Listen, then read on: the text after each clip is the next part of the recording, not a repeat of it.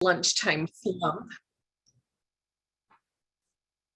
This posted lunchtime slump is probably not the best time to have a meeting, but we won't judge you if you fall asleep. Okay, we might judge you, but we won't judge you out loud. Well, let's go ahead and get started. Like I said, I want to make sure we have as much time as possible for questions, comments, discussion, afterwards, since the whole purpose of this meeting is public feedback. But let's go ahead and launch. I'm Wendy Simmerman. I am the Director of Workforce Development for the Behavioral Health Administration here in the state of Colorado. This agenda is just to give you a rough idea of what to expect in the meeting today. We'll do a brief overview of the kind of the Behavioral Health Administration, the legislation that is specific to workforce development, to lay the groundwork for what is it that we're doing with that legislation and the funding that was allocated as part of it. We'll talk about specific initiatives and then open the rest of the time for a discussion so that we can get your feedback, your questions. Our report is due, the written strategic plan, I should say, is due to the legislature September 1st. And so your feedback is a critical part of this development process. There were some questions that came up yesterday and some ideas that were absolutely brilliant. And Kristen and I literally were opening up the document while the meeting was still happening, typing in those suggestions because they were so spot on. So please know that this is not a theoretical meeting where we're just going to nod and smile at your suggestions, but this is like really where you have a chance to inform what goes forward to the legislature. Okay, so moving on. We'll just kind of lay a foundation for what the meeting is so that everyone's on the same page. As you noted a moment ago, the meeting is being recorded and it will be publicly available. So, don't say something you'd be embarrassed to have a record of down the road. We would like to reserve the Q&A for the end. So if questions come up, please feel free to go ahead and put them in the chat box. So that you don't lose track. I know I'm that way. Like if I don't write it down, I'm not going to remember the question that I had. Go ahead and put it in the chat box, but we won't address the questions until the end. And if you'd like to just wait and verbally bring it up as well, that's completely fine. I also do want to let you know, because I know everyone has a different comfort level with participation, and that's fine, that because of that, we are going to send out a follow-up survey to get further feedback. And when I say survey, that might be a misleading term. It'll be set up in a survey format, but really it will just be one or two questions that are along the lines of, do you have anything else that you want to share? And there's two reasons for that. One, if for whatever reason you didn't feel comfortable bringing it up in this group, this is a way that you can still provide the feedback in a more one-on-one way, where the only people receiving that feedback are myself and Kristen. The second thing is sometimes you have, if you're anything like me, you have that brilliant idea right before you fall asleep at 11 o'clock at night. And you think, oh man, I should have brought this up in the meeting. So we'll give you an opportunity to do that, to capture those things that come up later. We're also mindful that this strategic plan involves so many different stakeholders, especially between different state agencies. And so you may want to talk to your colleagues. You might want to touch base with them and say, hey, they brought up this in the workforce strategy meeting. How does this impact, our program? And kind of have a discussion before you come back to us and say, here's how we need to loop you into this process, Wendy. So we wanted to give you a little space, a few days to have those conversations, to collect your thoughts, and then still be able to provide feedback. So just watch for that email. It will come out via email to everybody who registered for this meeting today. So you're in the meeting, you'll get the email. And then just as a reminder, there are so many different stakeholders in this process, especially in the public meeting. I know as I went through like the list of people who registered and the questions that some people put questions or concerns that they had ahead of time, like, I hope this is going to be addressed, or I hope you're considering the needs of, this group. It was so diverse. That was one of the things that really struck me, is there were just so many different perspectives, which is wonderful. I love that. But because of that, I do want to make sure that everybody has a voice, as we have this conversation. So as you're sharing your concerns and questions, and you may have a lot of them, be mindful of the fact that there are other people who also have things to share. And so if we need to continue a conversation later, if you need to, send out a message and say, I actually have more things than I could fit in this discussion, can we set up a time to talk? Happy to do it. So that we can keep the meeting as a forum for all voices. Okay. So let's go ahead and look at a little bit of context here. This is just as a reminder. I know it's probably familiar to many of you because you were probably involved to some degree in these earlier efforts, but the Governor's Behavioral Health Task Force identified 6 pillars upon which to kind of build the foundation of a strong behavioral health system. And all of these are interrelated, which is nice. You can see that in the visual image of puzzle pieces interlocking. None of them exist in a vacuum. They don't exist independently of each other. They're all kind of together. And even though we are focusing on the workforce piece of it, all of the work that we've done and continue to do is through the lens of, how do our workforce efforts support access to care? How do our workforce efforts support affordability of care? How are we being accountable to our stakeholders for the work that we're doing? So, each of these pillars have been integrated into the planning process up to this point, and will continue to be driving forces behind the implementation as we move into that next phase. Okay, and then just as a reminder, as a refresher, some of the, well, maybe all, off the top of my head, I'm not thinking of anything that's not on this list. So as far as things that we were building off of when we started working on the plan, these were some of the stakeholder processes and products that came from these processes that we had to guide us as we did the workforce development strategy. There were stakeholder recommendations in a report made specifically addressing workforce shortages. There was a transformational task force, a legislative report. There were stakeholder recommendations for improving access for people with co-occurring disabilities. So over the last 3 years or so, there's been a lot of work done in this space, and we didn't want to reinvent the wheel, and we wanted to leverage all of the expertise that's represented in each of these works. So these were things that we held ourselves to, that we reviewed and used to inform the workforce strategy moving forward. And I want to offer an overview of what that process actually looked like. So moving forward. Oops, I jumped too far ahead. What we heard about workforce is that there are not enough providers. I know that's going to be a big shock to all of you. And that there's not enough, we're not doing enough in the space of recruitment and retention.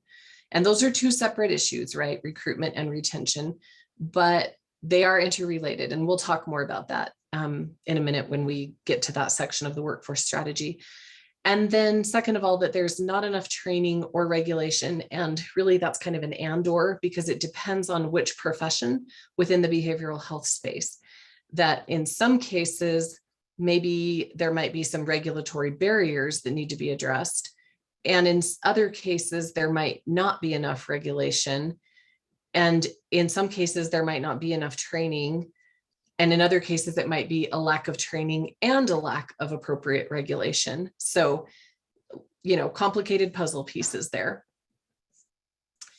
I also want to note, and this was written into the legislation, that all of the workforce strategy we develop and implement has to address diversity and equity in the workforce. And one of the reasons why that's so critical is because a lack of diversity and representation does impact access to services.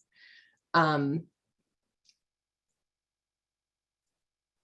order to make services accessible to all people in Colorado, we have to have a provider workforce that represents the people of Colorado. It also, the diversity equity issue is also a problem for us from a standpoint of untapped pipelines for talent. Because if we're not tapping into every demographic part of the Colorado population, we're missing chunks of people that should be in the workforce, that we need desperately in the workforce. So the legislation specifically calls on us to address that factor and try to increase those issues. Okay, so what the legislation specifically does is represents a kind of once in a lifetime investment in workforce development in the behavioral health space. And so one of the questions that we had as we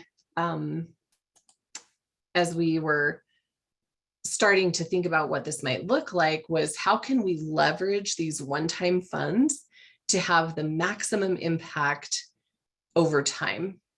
But I mean, if we didn't care about sustainability and about long-term impact, we could take most of the money and just throw it into one-time bonuses for all behavioral health workers and call it good, and say, yeah, we did retention. But we really wanted to come up with strategy that would not only meet immediate needs, address immediate needs, which are critical, especially in some areas, but also build some programming that will pay off for a long time to come. Some of the specific things that we're called out to do are promote the profession, which that can include a lot of different things, right? Create opportunities to grow. So that includes things like career pathways and talent pipelines. Building up a coalition of peer support specialists. This was specifically called out, so we'll talk about what that means. Keeping it local means that there's accessibility to services, whether you live in Sterling or Durango or Metro Denver area, that you're still going to have access to quality behavioral health services. And so there were specific populations that were included in this legislation, as you need to make sure that you're meeting the needs here. And one of the sectors, so to speak, that was included was that we need to do more and better for all of our rural residents of Colorado, to make sure that the services are accessible, that they have the help that they need in the behavioral health space. And then another thing that was mentioned specifically is loan forgiveness and scholarships. Sorry, I've been in too many meetings today. And I just want to make the distinction that those two areas were assigned, so to speak, to the Health Services Corps for loan forgiveness programs, and then the Department of Higher Ed to administer the scholarship programs. So it's part of the bill, it's part of the funding, but it's not part of our workforce strategy because they are covering that. They've got that under control. We are working in coordination with them, and I'll give you an example here in a minute of what that looks like. But just so you know, it's a collaboration coordination piece, but it's not one that we have responsibility for. Okay. Then related to all of this, and again, just to kind of keep us all on the same page, there were some other funding allocations that came at the same time, and we are coordinating in the process of those. So I mentioned the funding that was also included in 181 for loan forgiveness scholarships. In addition to that, 1281 provides workforce stability grants for substance use disorder. So we're actively engaged in that one. In fact, my colleague Kristen Ingstrup, the strategic project manager assigned to workforce development, was just in a meeting an hour ago to discuss the funding appropriations for 1281 and what our plan is on the workforce side of that bill. There's also 137, which supports educational programming and training. And then there was funding last year to set up a learning management system, that's the LMS project, which you'll hear referred to throughout this meeting. That launched the program. We'll be developing it out further as part of 181. So these are things that are related and things that you should know about and be aware of, where we are trying to coordinate and collaborate so that we're not duplicating efforts, but rather we're synergizing and we're building off of the work that we're each doing. Okay. So the process, the methodology by which we developed the strategic plan, I mentioned all the previous work that we are building off of, and that was kind of the foundation. And then what we did is over the course of the summer, we convened weekly work groups around 4 areas. You can see them here in this middle section. We had representatives from 12 agencies in the state, which involved over 40 staff members from those agencies. Some participated in one work group, some, participated in nearly all of them. And we had really specific assignments because it was a compressed time frame. We generally had homework in between meetings where people would go back and do further research or collect data or come up with, some more ideas as they talked with their colleagues, and then bring that back to the group the following week. And it was something that people took very seriously. And there was a lot of documentation that we developed as we brainstormed ideas, and we came up with, assessed the viability of different programs, and people shared, this is what my agency is doing in this space. And somebody else would say, this is what I'm doing. In fact, one of the things that was exciting about the process is how much cross collaboration started to happen even aside from the work group, where people would just connect with each other and say, I think we need to have a conversation after this meeting because it sounds like we're doing some of the same things. So I love it when that happens.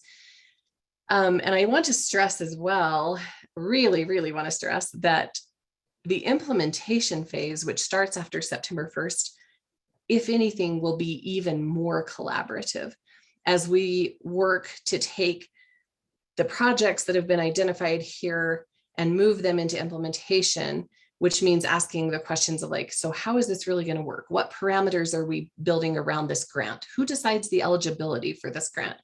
As we move into the nuts and bolts of launching the programs, and not all of them are launched. There are some that are existing programs that we're just we're supporting expansion out. But as we move into that implementation phase, we actually anticipate bringing in even more stakeholders. So in some cases during this work group process, we had one representative from a particular agency or a particular department.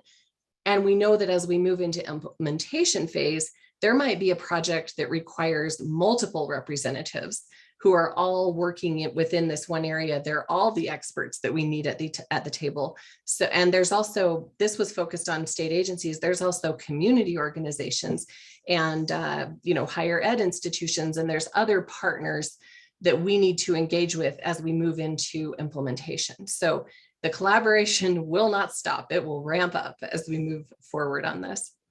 Okay.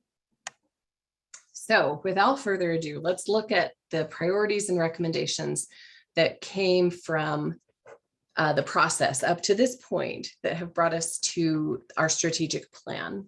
And let me just note that they are in prioritized order. So as we move through the slides, we'll start with the top priorities and then work our way down. The priorities are roughly linked to dollar amounts, but not fully. More about that later. Well, yeah, let's just jump into it. I won't try to describe to you the prioritization. We'll just talk what the projects are and you can see. Okay, so this first one is a little bit misleading. It's actually the first and second things on the list are the top one priority. So they share equal billing as the top thing. The legislation actually laid out for us that we need to expand the peer support workforce with a few specific measures that are part of that. And then also urged us to look at the behavioral health aid program, also known as the Alaska model, for some of you that have been in this space for a little while. And so at the end of the day, and certain dollar amounts were appropriated to accomplish both of those things. So at the end of the day, we decided those were two equally prioritized things that have some similarities and some differences in what they'll look like in implementation.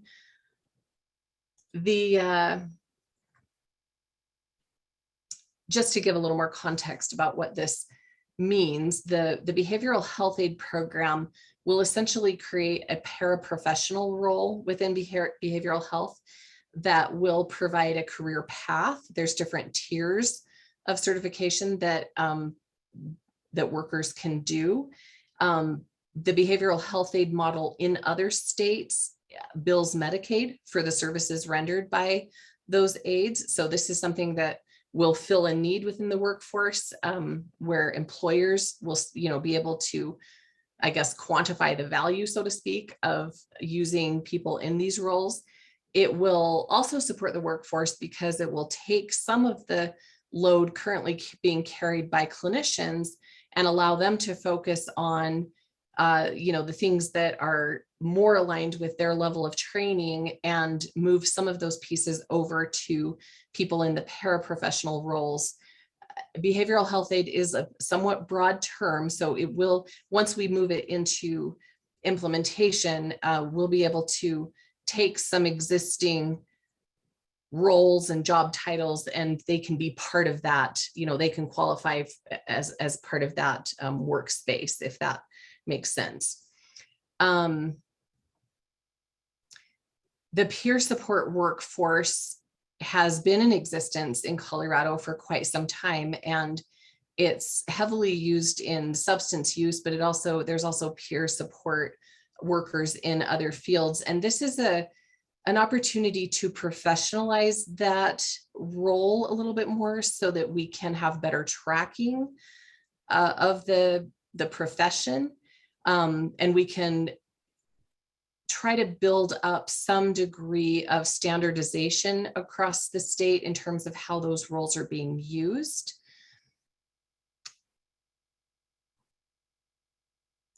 Let's see, sorry, just checking my notes to see if I had anything else about those two items that are kind of jointly our top priority.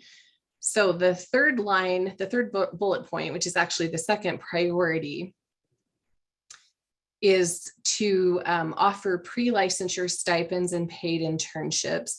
One of the things that the bill calls on us to do is identify and remove barriers within the workforce. And there was consensus across multiple work groups that one of the significant barriers for pre-clinicians is having to do unpaid internships and/or having some struggles in the pre-licensure phase of their professional life. And a lot of different ideas floated around about how to address those barriers. This is not a be-all end-all solution, and I think it's a discussion that's going to continue, but we did identify that one way we could move the needle is to support those pre-clinicians at that stage.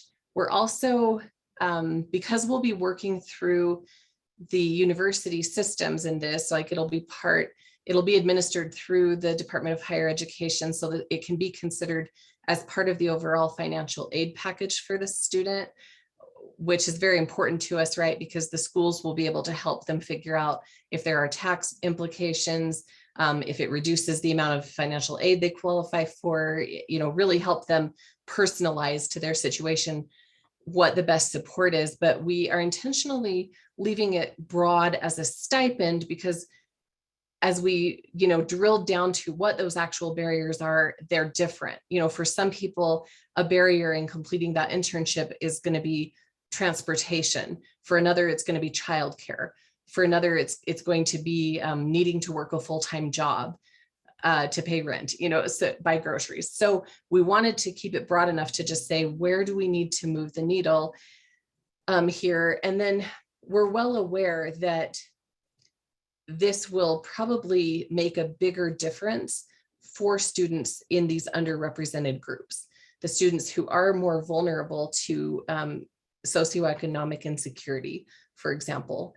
And these are people we need very much in the workforce. We need them out there practicing. We need them helping the residents of Colorado in the behavioral health space. And so we're excited to, this is one of those things where it'll make an immediate difference, right? Like it'll start helping, and we'll see the results very quickly on this one, I think. The third priority, fourth item here on the page, is career pipeline development grants. We're aware that there are many organizations within the state of Colorado that have some fantastic pipeline projects that they're already doing. They have good success rates where they are working sometimes with broad populations, sometimes with very specific populations, to cultivate a pipeline of talent from in some cases from elementary school all the way up into university and then out into the career, out into the workforce. And that's a big part of building out a long-term, a sustainable behavioral health workforce. And so because there's already organizations that are doing this and they're doing a great job with it, we decided the most effective use for funding would be to provide grants to these existing organizations to expand their programs or their service in meaningful ways. So that might look like expanding into rural areas. It might look like being able to serve twice as many students. And we'll open up a grant process very, very quickly on this. We want to get the funds out, as soon as possible. And then the last thing on this particular slide as a priority is behavioral health apprenticeships. This was also listed in the bill itself that we needed to, look at developing or expanding existing apprenticeships in the behavioral health space.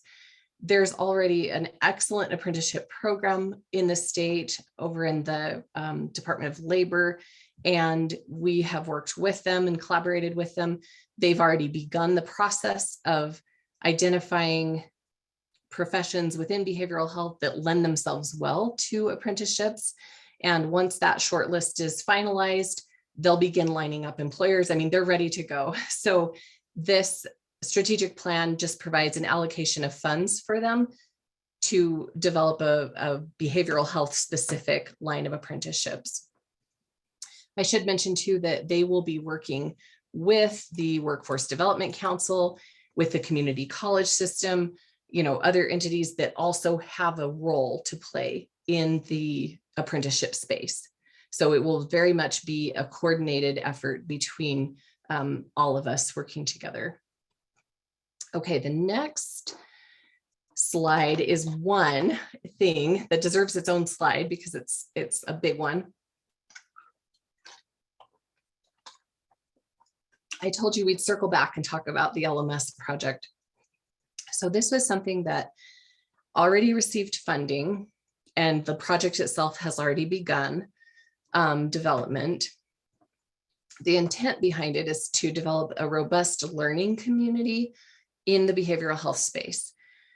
So a place that providers at every level can come and receive a range of training, different topics and dealing with different populations. And it's just so robust. We also envision it as being more than just training topics, but also like a robust platform where we can offer live webinars. We can have directories of trainers. We can have resources on evidence-based practices. So just a really robust, I keep coming back to the word hub because I do see it kind of as the center of a lot of other things. Oh, we'll also link out like to the career pathways work that the Workforce Development Council is doing. We'll link out to some of our sister agencies and the work that they're doing in the space of training. So very excited about the potential of this project. And what 181 does is allow us to devote more funding to build this out even further than what was conceptualized a year ago when the initial funding was given. We listed here some of the training topics, primarily those that we were specifically told within the legislation that we needed to include as part of this project. And then there's so many others that came through the work groups and through working with our sister agencies to identify where are gaps, where there are further competencies needed. So for example, one that was added to the list fairly recently was telehealth training, like to help our providers develop a competency in telehealth practices. That wasn't really on people's radar very much 3 years ago, but it's very much on people's radar now. So that has, been included in the list as something that will be part of the training moving forward. Okay, then, all right, one more slide with our projects and initiatives. And again, these are in prioritized order. So now we're kind of getting down to the lower part of the list. We are called upon in the legislation to address retention and burnout. And one thing that was abundantly clear as we discussed this, researched it, looked into it, is that there was not a one-size-fits-all solution to retention and burnout, because the reasons that people leave can be so varied from person to person. One person might choose to leave the workforce because they have family obligations, they have to take care of an aging parent, the schedule no longer works for them, and they don't see any other option but to leave. Another person might feel like the position they're in is too physically demanding and choose to leave. There's, it's just so hard to come up with well, here's how we would address all of those things with one-time funding. So as we brainstormed and discussed, we decided that what might make the most difference, we hope, we think, is to offer retention grants through employers. And so inviting employers in the Colorado area to decide with their employees, like in consultation with their own workforce, what would help the most, and then try it. This is an opportunity to try. It's an opportunity to be creative and say, what would offer the most support? For some people, childcare is going to be a huge boost in retention, right? Having that little bit of support with childcare needs. For other people, it might be more flexible scheduling. As remote work becomes more popular, maybe a retention factor is giving all of your employees a one-time allocation to buy furniture for their home office, to invest in things that make their workday more comfortable. These are just ideas. We really wanted to make it open so that within the parameters of what ARPA funding allows, that people could say, this is what I think makes the difference for my employees. This is what would matter for them. And then try it. And we're hoping to share those ideas out, right? So that we can all learn from what works and what makes the difference in retention.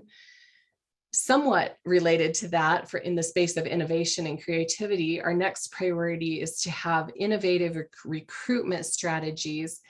We wanted to set aside a small amount of money that we could try new ideas in areas that have high shortages.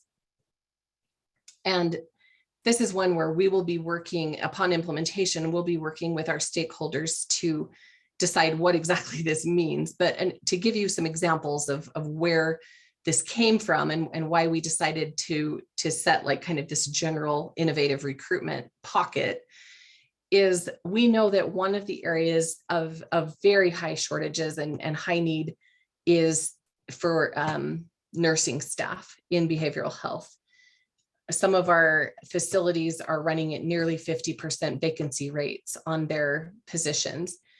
And as we drilled down into the causes and, kind of where things started, one of the things that we identified as a potential problem is that when nurses are going through their training, either LPN or RN level, they spend very, very little time comparatively in the behavioral health space. Their clinical exposure is very small compared to where they spend time, in other areas. And changing that is complicated. I come from a background in higher education, and in a previous job, we actually looked at changing some requirements for nursing, and it turned into a logistical nightmare because there's so many different accreditation requirements around how many clinical hours they have to have, and they have to have them in certain spaces, and they can only, that has to be in combination with the coursework that they're doing, and it all has to be on a certain timeline so that they can graduate and be licensed. And so I was aware that we were stepping into a pretty complicated space if we wanted to go to our community college partners and our higher ed partners and say, could you just maybe have your nurses spend a little more time in behavioral health? Because that would really help us out. But instead, we're asking the questions, well, what can we do to provide that exposure outside of the standard clinical curriculum? Like, how can we, and we've already had a preliminary conversation with our community college partners where they're saying, well, we can't pay for this, but I wonder if we could, give them like an added stipend if they wanted to do like an in-between semester rotation through behavioral health. We're really trying to think outside the box, right? Of how can we get people into this pipeline for this area of high need? And that's up and coming nurses. That hasn't even touched on what do we do with all of our existing nurses? How can we lure them over to behavioral health? Like what are the misconceptions or fears that they might have that have caused them up to this point to not be in that space? And how can we address that? How can we invite them to reconsider that decision and look at behavioral health? So we want to be able to have the resources to kind of play around with that a little bit, to be creative, be innovative, and see if there's anything that proves to be effective in recruitment. I do want to emphasize that behavioral health needs are acute across the board. I recognize that, but we are choosing to focus this particular bucket, this innovative recruitment, on the areas of highest need. So we'll be working with our providers and with the data that we have available at the state level to decide what the priority professions are that we really are just like the most crucial things that need to be filled right now. And that's where we'll focus those efforts. And then I think with almost any, governmental intervention, there's a need to market and conduct outreach. And that's especially true when you're talking workforce, because right now the labor market's tight and everybody wants a workforce. The plumbers want people to work for them. The mechanics want people to work for them. We are competing with pretty much everybody out there. The tech sector is trying to lure more people, into that realm. And we need to be more so than we've ever been in the past. We need to be very, very clear with people about, here are your opportunities in behavioral health. Here's a pathway, that we can show you where you can move from this level to this level to this level. Here's reasons why behavioral health might be a really good fit for you, why it might just mesh very well with your personality and what you value and what you want out of life. Because if we don't paint that picture and we don't tell that story, we're going to get beat out by all the other people that are trying to, bring in their own workforce. So especially as we look at the unique populations that have been called out in this bill, where we want to actively recruit better and to diversify our workforce, as we look at the identified need in the bill to establish solid career pathways and provide a clear picture for people of how they can move and progress within the career. And as we look at our own high need areas, right, the areas where we're really struggling, we want to focus the marketing and outreach dollars in those specific areas. And so we want to make sure that we have allocated adequate funds to do that, whether it's in tandem with one of these other priorities. So for example, as we're building out the peer support workforce, there will be a budget to market and promote the peer support workforce to recruit more people into that space.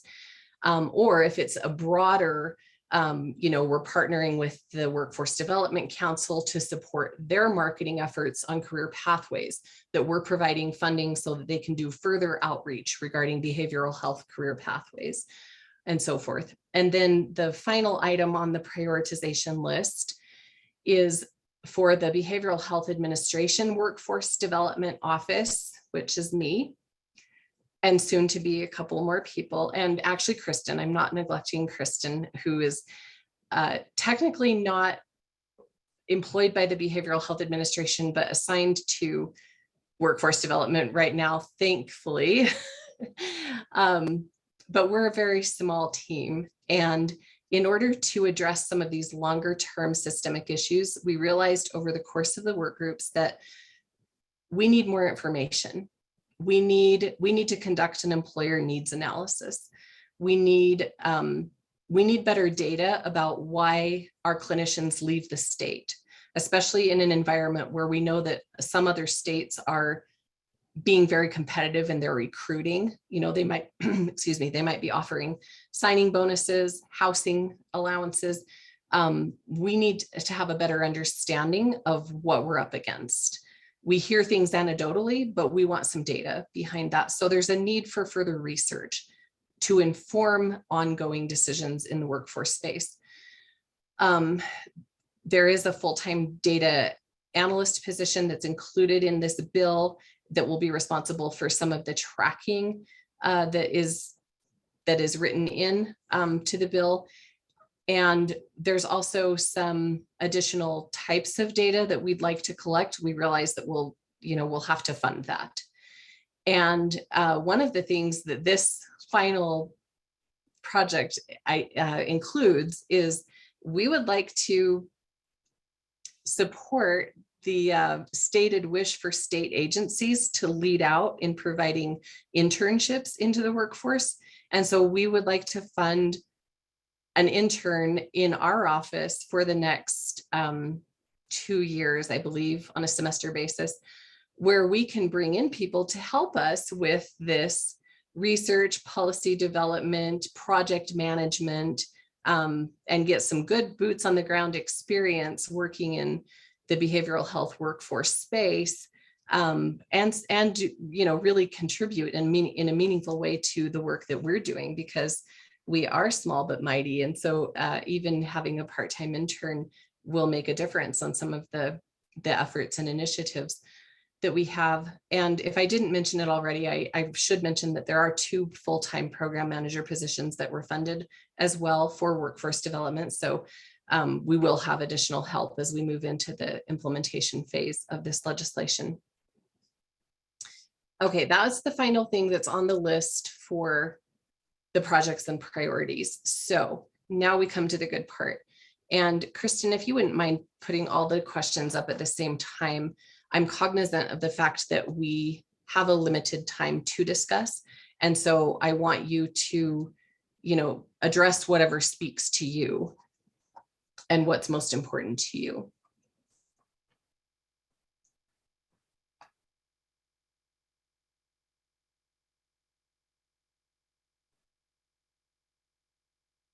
We do have a lot of good questions in the chat too, so if anyone wants to come off mute and verbally say those, we welcome your participation. I can also go through and read them, but also welcome the community input into how you want your question.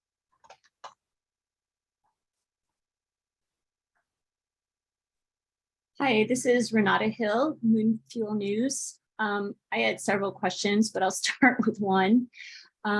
Regarding behavioral health aids, I noticed in the Alaska model that they were primarily for indigenous communities. And I'm wondering if Colorado implements that type of workforce, would they be for all Colorado populations or just certain types? Thank you. That is a fantastic question. And I'm glad that you caught that about the Alaska model. So the broad answer to your question is that the behavioral health model would work for all Coloradans. And as we look at how to implement it, we would be looking at how to implement it in a variety of clinical settings and in a variety of populations. That's the broad answer. To be a little more specific, one of the things that appeals about that model, though, is the fact that it has been so successful with that specific population. And if you look at other states that have adopted it as well, it's a model that that really allows behavioral health services to be closer to the individual, within their own community. And so that, to me, that's compelling, and it speaks to these issues of diversity and access that we're concerned about. So I'm very optimistic that it will have a positive impact on how we serve some of our traditionally underserved populations, that it will encourage greater workforce participation from within the population, and encourage more people to seek access to those services.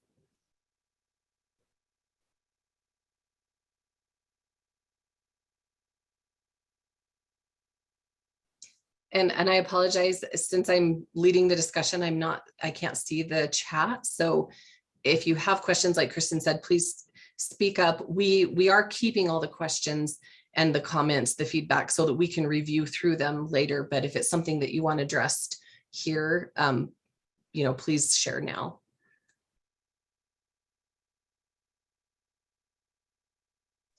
Wendy, along the lines of behavioral health aides, there is a question about Medicaid reimbursement for behavioral health aides and how payment will function.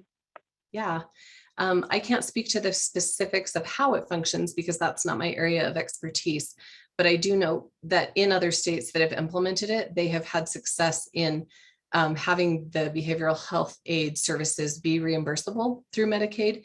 And so that's another reason that we find it a compelling model, not just for a few reasons. One, it makes it more viable to employers if they know that they can bill Medicaid for the services that the behavioral health aides provide.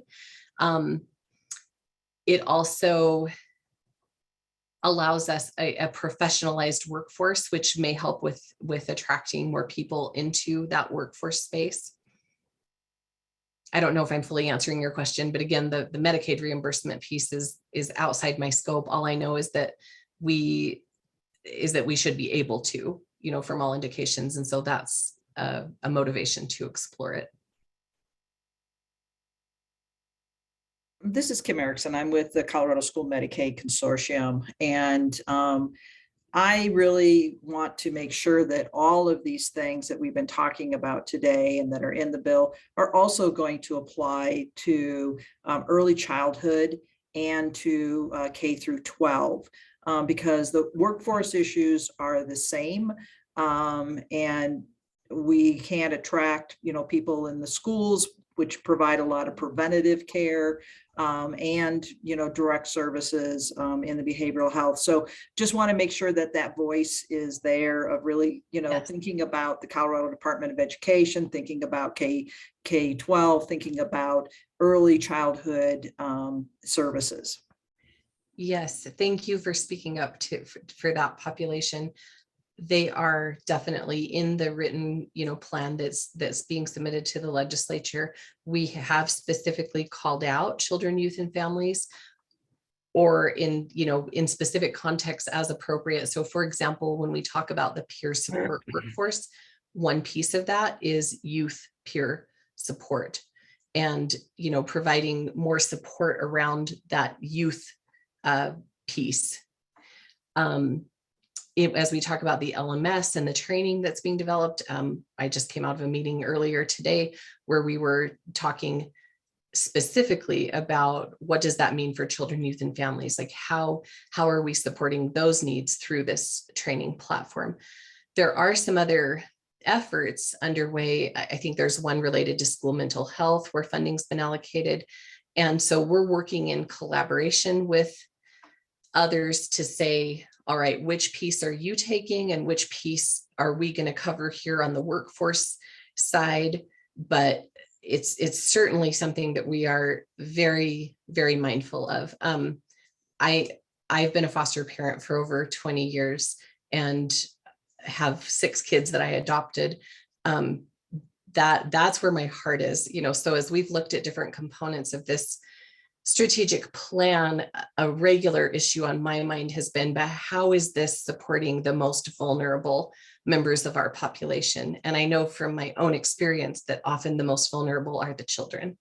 So yes, if you want to talk more specifics, I'm happy to have a conversation later, but I do want to assure you that that's very much part of our plan.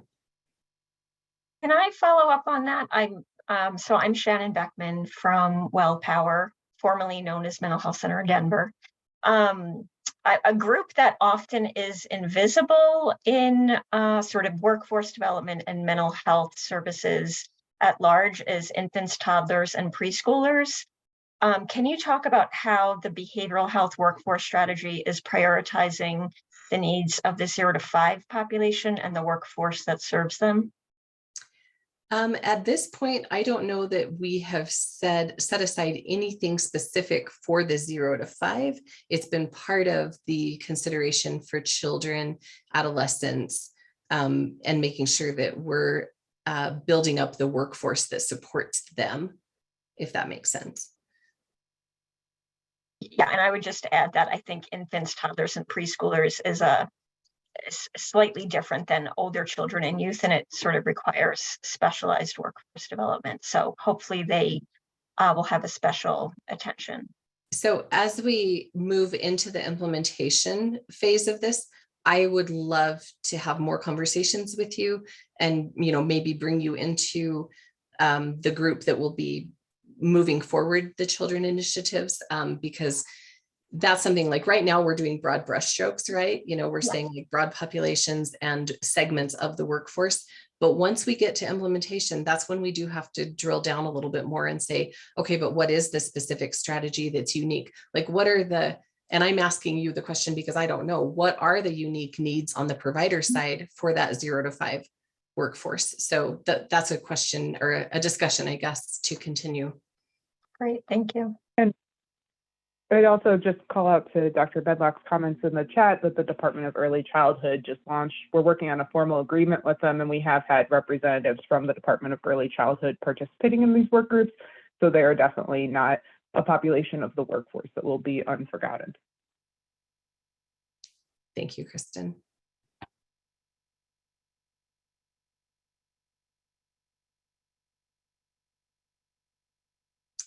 We do have more questions.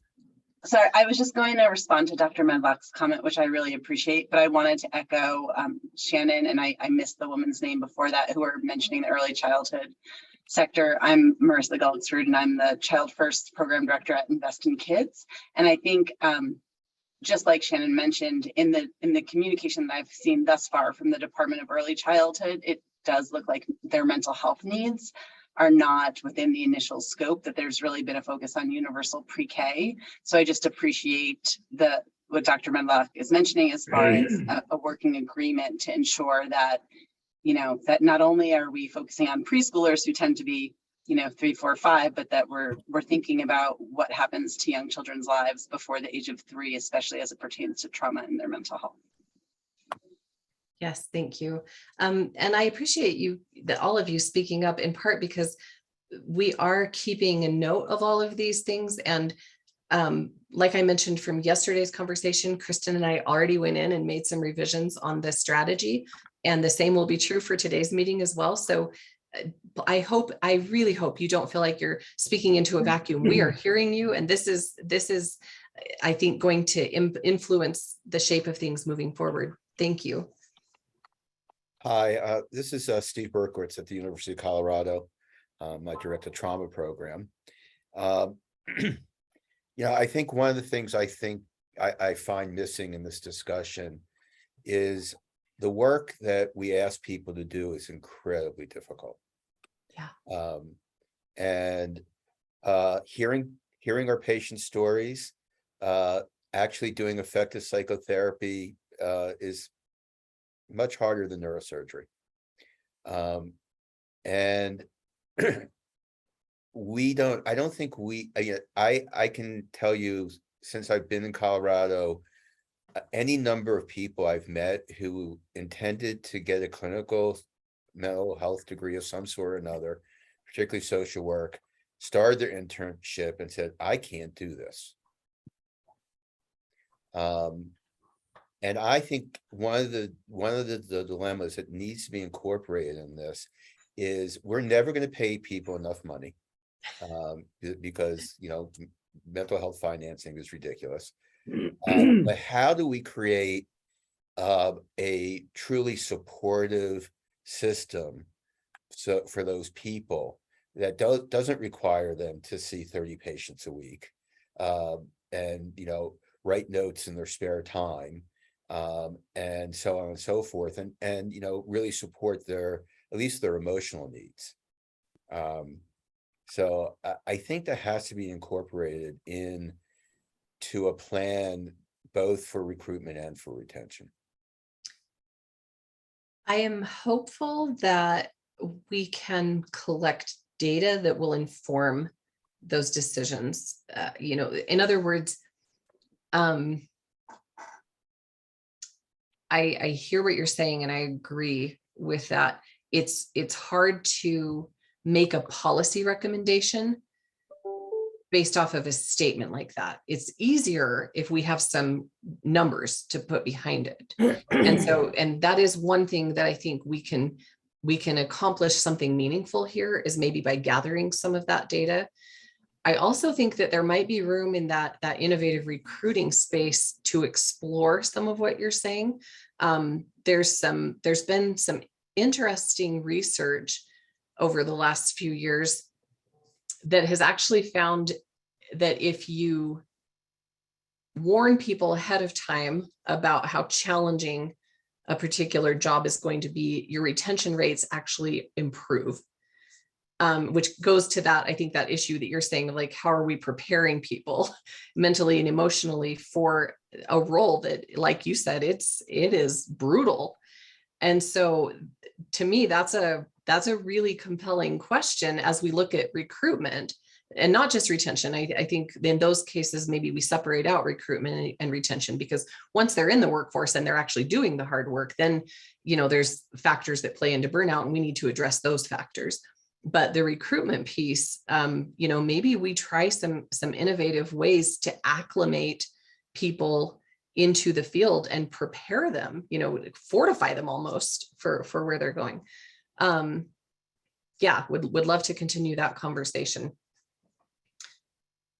We have a few more minutes, time for maybe one or two more questions. Or comments. You're free to just comment too. Doesn't have to be a question.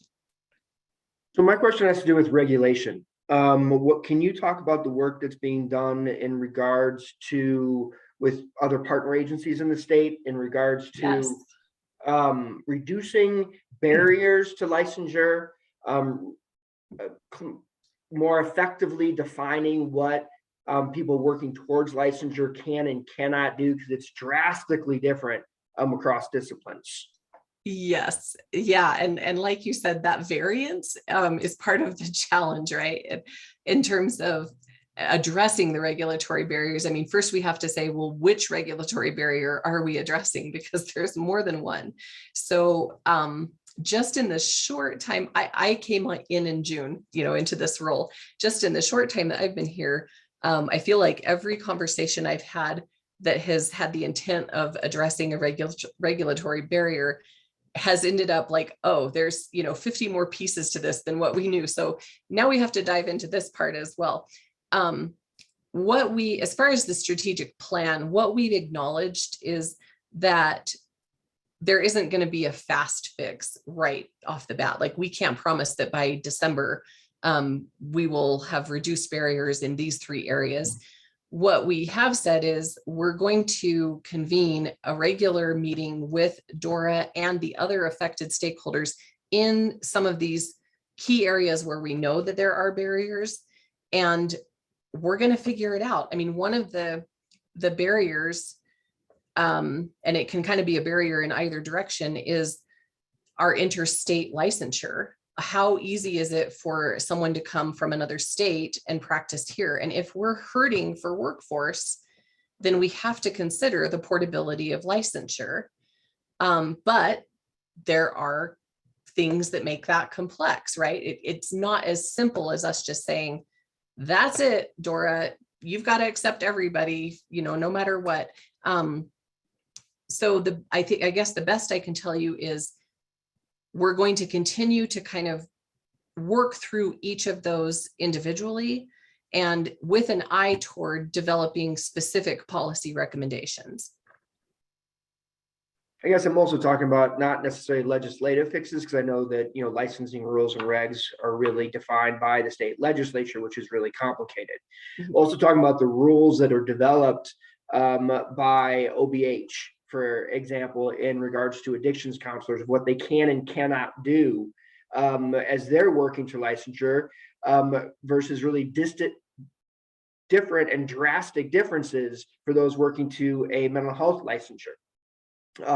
Things of that nature, as well as shifting just the philosophical orientation of Dora from gatekeeper to guide, I think is extremely important, because Dora has been known to not give answers or not give paths forward to people as they're trying to figure out what do I need to do to meet your expectations in order to gain this licensure. Yeah, hopefully we can help provide some clarity there. I will say that Dora was actively involved in our work groups and have been, very good faith with us in wanting to move this forward and address those barriers. So I'm personally optimistic that we can make some real headway, but even the situations you've brought up, they're complex.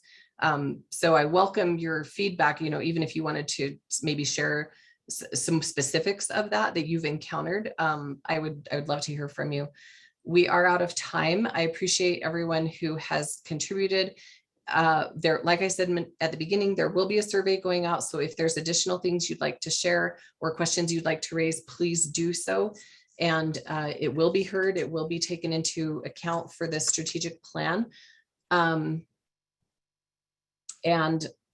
thank you so much for making an hour of your day available for this. I appreciate it.